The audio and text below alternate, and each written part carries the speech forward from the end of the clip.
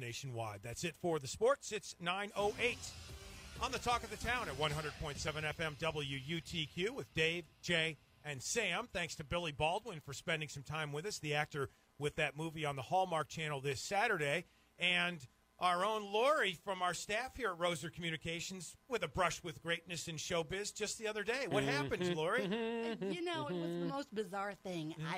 You and I have only just met, but the guys on the staff, they know. I take these excursions every now and again, and usually I'm away for something either related to laser tag or pageantry, and this weekend they miraculously overlapped. Laser tag and pageantry? Hold on, Lori. There wasn't a laser tag pageant, was there? No, there was not. However, I had been down in Philadelphia all weekend, not even thinking I would get anywhere near the Miss America pageant. But every year I watch this show. I mean, every year I'm, in a way, connected because for 11 years directing the Miss Mohawk Valley Scholarship Program locally, we send a local girl to compete at Miss New York along with all the other local winners. And then Miss New York is selected, and she gets to go to Miss America and compete with all the other state winners. So, I mean, in my household, this is a big deal. We have, like, Miss America parties the way some people have Super Bowl parties. And statistically, you're actually, if you're a parent, you're more likely to have a son playing in the Super Bowl than you are a daughter playing in Miss America. Very competitive. So, I mean, we consider this a big deal. Do you dress up for the parties? Dress up? Yeah. At my Super Bowl Miss America party, we actually have a game we play along with the telecast, and we crown at the end of the night. The winner is Miss Hatter Picked. So we make a big deal out of this. But this year, I wasn't going to be able to be there and watch the show because I was down in Philadelphia competing in the Philadelphia Invitational's laser tag tournament with my awesome team All About That Bass. Wow. And I thought, here I am going to sit in my hotel room and watch the pageant on TV. Wait a minute. First of all, I know, there's so much there. There is a lot going on there. I'd like to give you some juicy Your laser tag team, what was the name of the team All again? About That Bass. B-A-S-E, the bass. Are these adults that participate in laser tag? This is competitive. This is Wow. serious stuff here. It's gone far enough, Dave, to where Lori has an injury from laser tag. Really? She has sustained injuries from laser tag. That's true. My point, though, is not about the laser tag. It's that I was going to be sitting in my hotel room. Gotcha. Until I realized that, okay, you know, Philadelphia is not really all that far from Atlantic City. But I didn't go down there with a plan to attend this pageant. I didn't go down there with clothes to attend the pageant, tickets, none of that. I went online and I had this idea. I had heard before that people could get in at the last minute as seat fillers.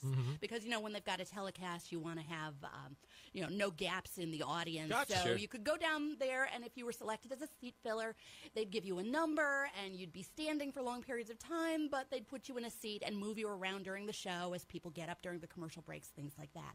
So at the very last minute, I signed up, and they took me, and so I showed up at Boardwalk Hall in Atlantic City, which was only an hour and a half drive, and I thought, this is just, I've never done anything like this. We'll just see how it goes.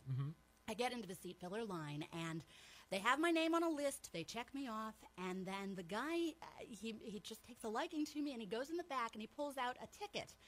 Everybody else is getting a number and a bracelet and directions about how they're going to move and how they've got the next 3 hours they're going to be wherever they're doing their thing.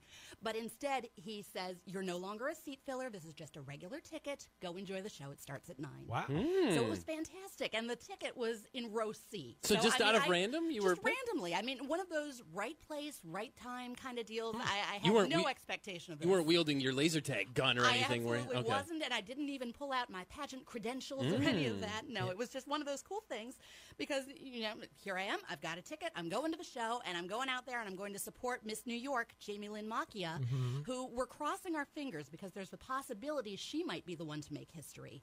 Because for the last 3 years consecutively, this has never happened in Miss America history before, but the last 3 years, Miss New York has become Miss America 3 years in a row. Right. So if it happens for Jamie, 4 years, I mean, that has not ever happened before, and it would have been a really big deal. So, I'm excited just to be there. Sure. But then then there was an even bigger deal, right? Absolutely. With Vanessa Williams. The real history that was made in front of my eyes happened with Vanessa Williams, who is also a former title holder from this area. I mean, she represented Syracuse. Went to Syracuse University, right? She became Miss New York back in 1983, and she competed in 1984 and became Miss America 1984. And some people probably remember the scandal that ensued. And Penthouse magazine, right?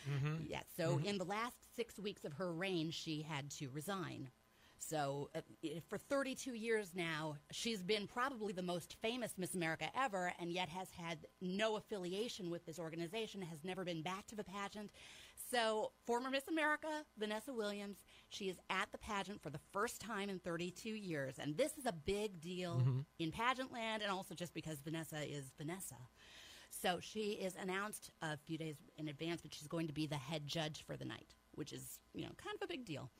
So what happens? I'm sitting there in the audience, and the excitement is pumped. Everybody, this is the buzz all around Atlantic City, is that Vanessa Williams is going to be part of this pageant.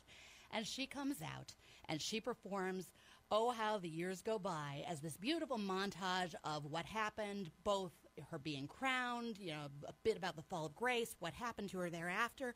She's singing this as she's making her way down the runway, and it is just one of those amazing moments just to be present for and to see her get that final walk, because she never got that 32 years ago. So, the crowd is just exploding with excitement over Vanessa Williams. And you think it probably won't get any better than that. Okay, we've seen her perform.